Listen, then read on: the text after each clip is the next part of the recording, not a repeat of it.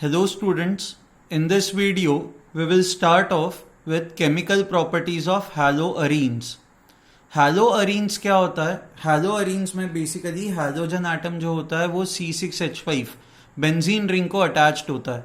Okay ये C6H5 को phenyl group कहा जाता है. सो ऐसे कंपाउंड्स को कहा जाता है हैलोअरीन. अगर जो hydrogen atom normally alkyl group को जब अटैच्ड होता है तो इसको कहा जाता है हैलोअल्केन. Okay, so this is haloalkane, this is haloarene. Fine. Now ये बेंजीन रिंग है, यहाँ पे हाइड्रोजन एटम अटैच्ड है. Now नॉर्मली क्या होता है, फॉर एग्जाम्पल ये जो RX बॉन्ड होता है, this RX bond it is ये स्ट्रॉन्ग होता ही है बट ये बहुत ज़्यादा स्ट्रॉन्ग नहीं होता. बहुत ज़्यादा स्ट्रॉन्ग नहीं होता इसलिए क्या होता है, let me give you an example. Let say we have CH3CHH ना ये जो कार्बन हाइड्रोजन बॉन्ड होता है, this is a basically a single bond. Okay now single bonds are not very strong, they are relatively easy to break. So क्या होता है कि because these bonds are single bond हमेशा break करने के लिए सिंपल होता है, तो this bond is relatively very easy to break. Now because this is easy to break, ये overall compound ना it is highly reactive. This is a reactive compound. So basically haloalkanes are reactive because carbon hydrogen bond has a single bond characteristic. It is basically a single bond, and because it is a single bond, single bonds are relatively easy to break. So overall this compound is highly reactive. तो haloalkanes बहुत ज़्यादा reactive होता है. हम लोगों ने previous lecture में देखा ही था, बहुत सारे reagents के साथ ये react करता है. Now when we talk of haloarenes, haloarenes में क्या होता है, haloarenes के अंदर ये halogen atom it is attached to C6H5 group. Now halogen atom has 7 electrons in its outermost shell.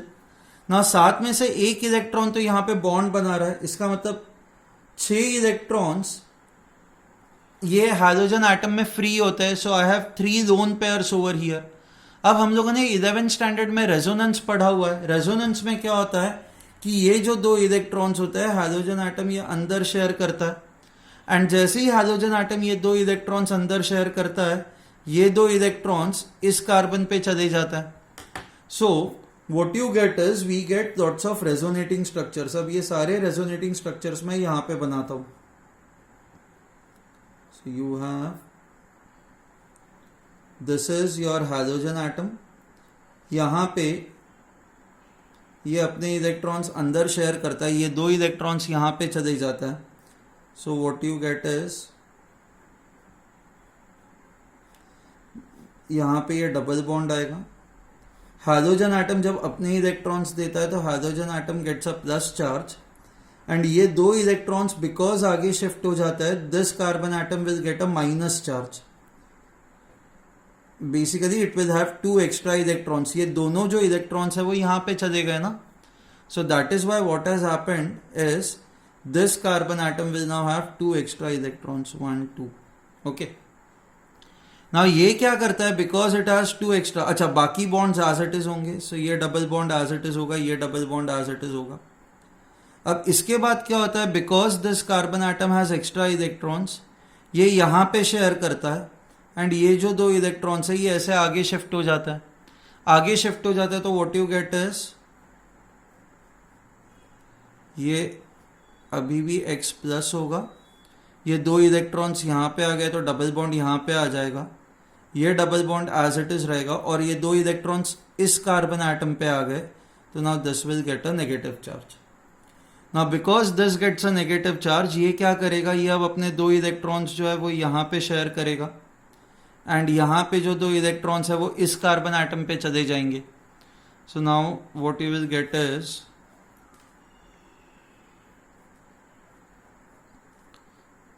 1, यहाँ पे डबल बॉन्ड आ जाएगा, negative charge, and this will remain as it is. ठीक है. And finally what will happen is, finally ये this carbon atom which has negative charge मतलब it has extra electrons, वो यहाँ पे शेयर करेगा. ये जो बॉन्ड है ये दो इलेक्ट्रॉन्स वापस ये हाइड्रोजन एटम के पास चले जाएंगे and what you will get now is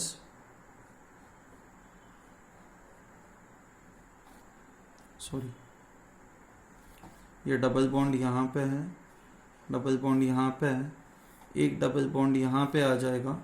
अब ये यहाँ पे सिंगल बॉन्ड ही रहेगा और हाइड्रोजन एटम्स को अपने इलेक्ट्रॉन्स वापस मिल रहा है तो ये प्लस चार्ज हट जाएगा। You will have just x over here. So basically इनको हम लोग कहते हैं resonating structures. Now when you look at these resonating structures, in resonating structures में अगर जो आप देखोगे तो यहाँ पे जो कार्बन एटम है और यहाँ पे जो हाइड्रोजन एटम है, इनके बीच में you have a double bond over here, यहाँ पे again you have a double bond, यहाँ पे again you have a double bond. So ऐसे तीन रेजोनेटिंग स्ट्रक्चर्स ऐसे है जहाँ पे कार्बन एंड हाइड्रोजन के बीच में there is a double bond. So now I can say this in haloarenes. Haloarenes are basically C6H5X. I can say that carbon halogen bond has double bond characteristic.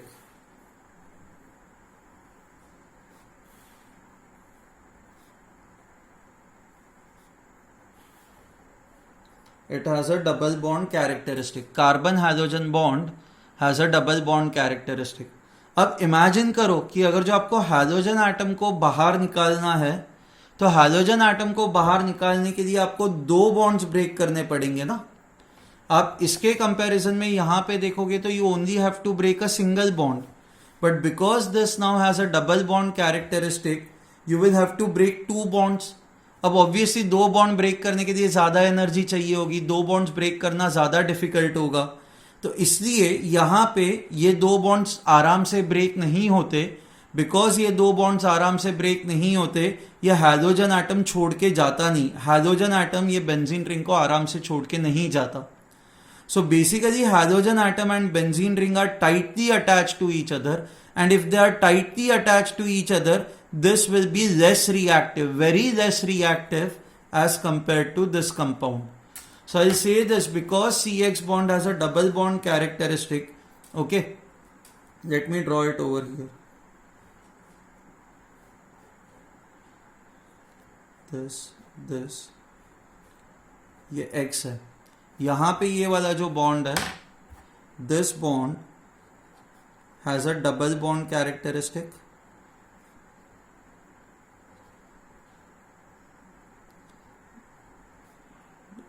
Stick. At the same time यहां पे जो carbon atom है ना, this carbon atom is sp2 hybridized. Benzene में सारे carbon atoms sp2 hybridised होता है।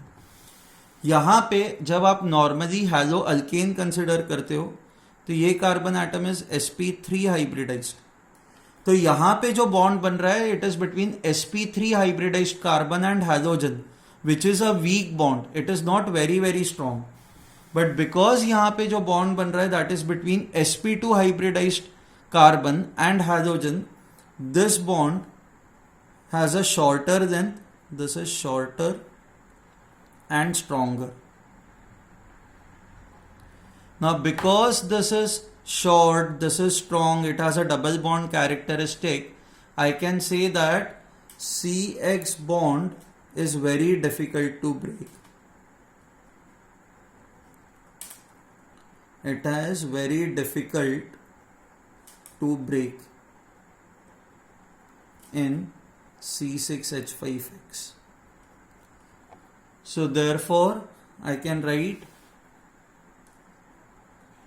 C6H5X does not easily undergo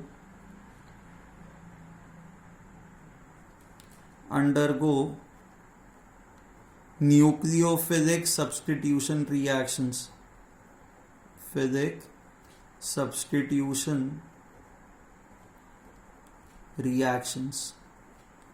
ये उतने आराम से न्यूक्लियोफिलिक सब्स्टिट्यूशन रिएक्शन नहीं दिखाता।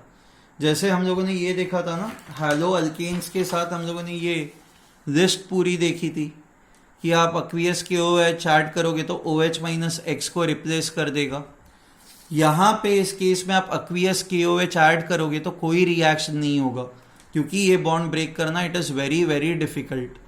सो you will realize that to carry out nucleophilic substitution reactions, which means मान लो आपको X को हैलोजन से, ये X को आपको OH माइनस से रिप्लेस करना है, तो आप aqueous NaOH तो ऐड कर ही दो, बट बस aqueous NaOH ऐड करने से कोई रिएक्शन नहीं होगा. You will have no reaction. आपको अगर जो इसको रिएक्ट करवाना है तो aqueous NaOH के साथ आपको एक्सट्रीम कंडीशंस लगानी पड़ेंगे, विच मीन्स जैसे 650 केल्विन्स रफली, मुझे एग्जैक्ट नंबर्स याद नहीं है, but you will need high temperature, you will need high pressure, कोई केसेस में you will need catalyst. And जब ये सारी चीजें करोगे तब जाके ये रिएक्ट करेगा, एंड रिएक्ट करने के बाद you will get OH over here. So I repeat this compound is very less reactive. It does not easily undergo nucleophilic substitution reactions. ठीक है, जितने हैलो अल्केन्स आराम से रिएक्ट करते हैं उतने ही आराम से ये रिएक्ट नहीं करते. एंड ये इसलिए नहीं करते क्योंकि this bond is very very strong, and it is strong for 2-3 reasons. एक तो ये कार्बन sp2 हाइब्रिडाइज्ड है, ये बॉन्ड जो है ये शॉर्टर है. This bond also has a double bond characteristic. ठीक है, ना यहां पे जो भी न्यूक्लियोफिलिक सब्स्टिट्यूशन रिएक्शंस आप एक्सट्रीम कंडीशंस प्रोवाइड करोगे तो रिएक्शंस हो जाएंगे. तो यहां पे जो मैकेनिज्म फॉलो होगा that is basically your SN2 mechanism. You have to remember this. Next lecture में मैं आपको एक्सप्लेन करूंगा SN1 एंड SN2 क्या होता है, बट अभी के लिए ये आप याद रखो, this is SN2 mechanism. Okay, SN2 represents second order mechanism, nucleophilic substitution reaction which is second order. Okay, now ये रिएक्शन को हेल्प करने के लिए, ये रिएक्शन को कैरी आउट करने के लिए एक तरीका तो ये है कि आप एक्सट्रीम कंडीशंस प्रोवाइड करो. द क्वेश्चन इज कोई और तरीका है क्या इस रिएक्शन को कैरी आउट करने के लिए? तो हाँ, there is one more method using which you can carry out this reaction, that is using electron withdrawing groups. So let's see ये reaction होता कैसा है. Let's say you have high temperature and pressure. Okay, now OH minus आपको कहाँ से मिलेगा? मान लो आप aqueous NaOH यूज कर रहे हो. If you are using aqueous NaOH, तो aqueous NaOH आपको OH minus देगा. ये OH minus सीधा जाके इस कार्बन को अटैक करता है. ना जैसे ये कार्बन को अटैक करता है, व्हाट हैपेंस इज, तुरंत हैलोजन बाहर नहीं निकलता. You will have this Cl, यहां पे अब OH आ गया. अब मान लो कि आप कोई और बॉन्ड ब्रेक नहीं करोगे तो क्या होगा? ये कार्बन एटम ऑलरेडी 4 बॉन्ड्स बना रहा है, 1 2 3 4. OH माइनस आ गया तो 5 बॉन्ड्स बन जाएंगे, बट हमें पता है कार्बन 5 बॉन्ड्स बना नहीं सकता. तो जैसे ही OH माइनस यहाँ पे अटैक करता है, ये 2 इलेक्ट्रॉन्स यहाँ पे शिफ्ट हो जाता है. So this gets a negative charge, ये ऐसे एंड ये ऐसे. ओके, नाउ नेक्स्ट स्टेप में वापस आपको पता ही है ये यहाँ पे चले जाएंगे, ये 2 इलेक्ट्रॉन यहाँ पे आ जाएंगे. सो what you will get is you will have this a negative charge over here, ClOH. Okay, now negative charge को स्टेबिलाइज करने के लिए, नेगेटिव चार्ज मतलब क्या है कि इस benzene ring has got extra electrons. Now हमें ऐसा एक ग्रुप चाहिए. ये नेगेटिव चार्ज जो है ना, ये बेंजीन रिंग के अंदर अनस्टेबिलिटी लेके आ रहा है. तो आपको अब ऐसा ग्रुप चाहिए जो ये नेगेटिव चार्ज को निकाल डाले, या नेगेटिव चार्ज को विड्रॉ करे, या फिर ये जो एक्स्ट्रा इलेक्ट्रॉन्स है वो एक्स्ट्रा इलेक्ट्रॉन्स को अपनी तरफ खींच ले.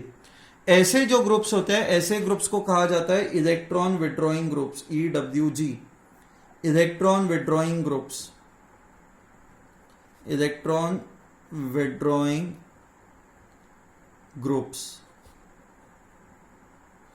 And the best electron withdrawing group is NO2. बहुत अच्छा इलेक्ट्रॉन विड्रॉइंग ग्रुप है CN.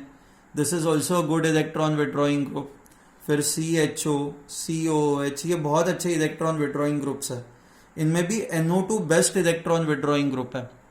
तो आप अगर जो इस पोजीशन पे अब नेक्स्ट रेजोनेटिंग स्ट्रक्चर बनाओगे तो ये पोजीशन पे नेगेटिव चार्ज आएगा. तो जिन जिन पोजीशन पे नेगेटिव चार्ज आ रहा है उन पोजीशंस पे अगर जो आप इलेक्ट्रॉन विड्रॉइंग ग्रुप अटैच कर दोगे तो ये कंपाउंड स्टेबल हो जाएगा, एंड ये कंपाउंड अगर जो स्टेबल हो गया तो रिएक्शन आपका फटाफट फॉरवर्ड डायरेक्शन में चला जाएगा। रिएक्शन फॉरवर्ड डायरेक्शन में कब जाता है? जब आपका कंपाउंड स्टेबल होता है। यहां पे ये अनस्टेबल क्यों है? नेगेटिव चार्ज के वजह से। तो इसको स्टेबल करने के लिए हमें ऐसा ग्रुप चाहिए जो नेगेटिव चार्ज को निकाले, जो इलेक्ट्रॉन्स को निकाले, एंड वो जो ग्रुप है that is electron withdrawing group. So अगर जो आप इस पोजीशन पे एंड इस पोजीशन पे इलेक्ट्रॉन विड्रॉइंग ग्रुप लगाते हो तो ये कंपाउंड स्टेबल हो जाएगा एंड ये रिएक्शन फटाफट फॉरवर्ड डायरेक्शन में जाएगा। ओके, सो ये पोजीशन, इसको it is basically these three positions, right? ये 1, ये 2 एंड ये 3. So this is your ortho, this is ortho, this is para. So I'll write this by attaching electron withdrawing group at ortho or para position. Rate of reaction increases. Rate of reaction increases. ठीक है? सो जितने ज्यादा electron withdrawing groups होंगे उतना आपका rate of reaction ज्यादा होगा। So and कौन सा रिएक्शन हो रहा है? ये nucleophilic substitution reaction. So rate of which reaction? Nucleophilic substitution reaction. Substitution reaction SN। ठीक है, फाइनली ये होगा कि फाइनली फिर ये Cl बाहर निकल जाएगा एंड OH यहां पे आ जाएगा। So the main point that you need to remember is to make this reaction fast, ताकि आपको हाई टेम्परेचर और प्रेशर की जरूरत ना पड़े एंड ये रिएक्शन इजीली हो जाए। उसके लिए यहां पे ऑर्थो एंड पैरा पोजीशन पे अगर जो आप इलेक्ट्रॉन विड्रॉइंग ग्रुप्स अटैच करते हो तो रिएक्शन फटाफट होगा। क्यों? क्योंकि वो नेगेटिव चार्ज को स्टेबिलाईज कर देंगे। सो मान लो कि आपके पास 4 कंपाउंड्स है, ये 1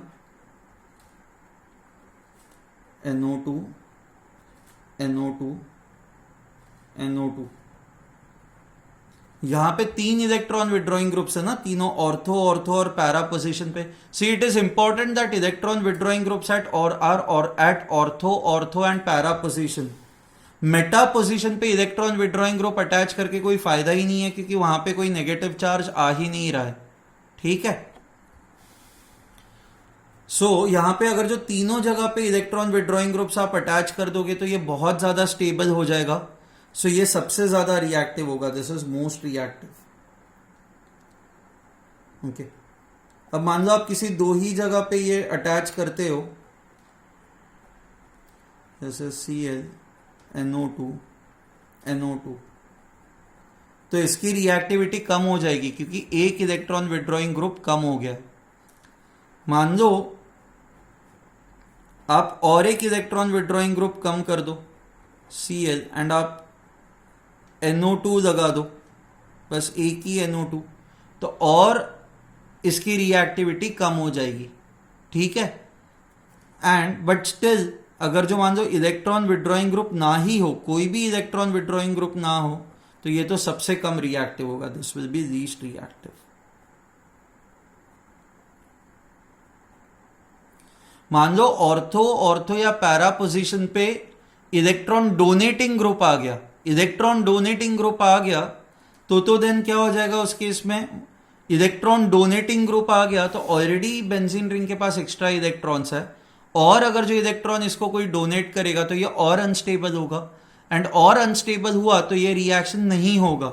सो अगर जो if you have electron donating groups will reduce reactivity. ठीक है,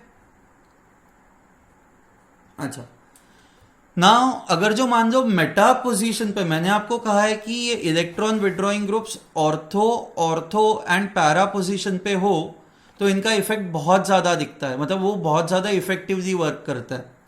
बट वही इलेक्ट्रॉन विड्रॉइंग ग्रुप अगर जो मेटा पोजीशन पे हो तो उसका उतना ज्यादा इफेक्ट नहीं दिखता। बट ऐसा नहीं है कि कोई इफेक्ट नहीं दिखता, ऐसा नहीं है। इलेक्ट्रॉन विड्रॉइंग ग्रुप है तो कुछ ना कुछ तो ये स्टेबिलाइज कर ही देगा ये बेंजीन रिंग को. Okay, so any type of electron withdrawing group attached anywhere will stabilise the benzene ring.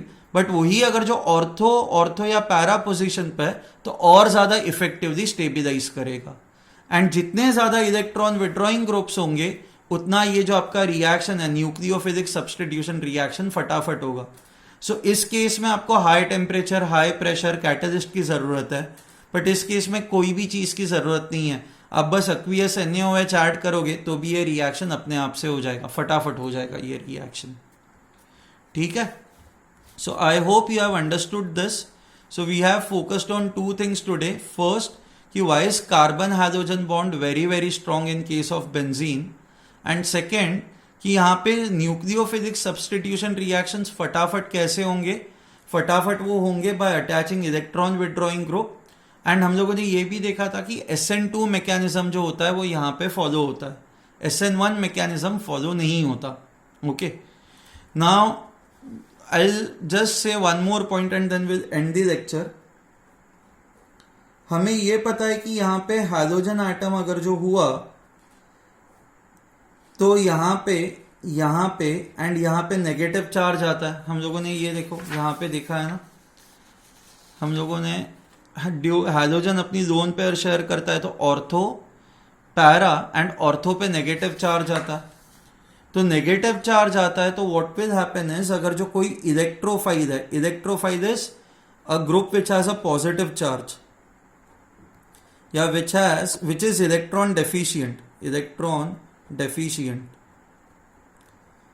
तो ये इलेक्ट्रोफाइल क्या कर सकता है, ये इलेक्ट्रोफाइल यहां पे एंड यहां पे ये अटैक कर सकता है.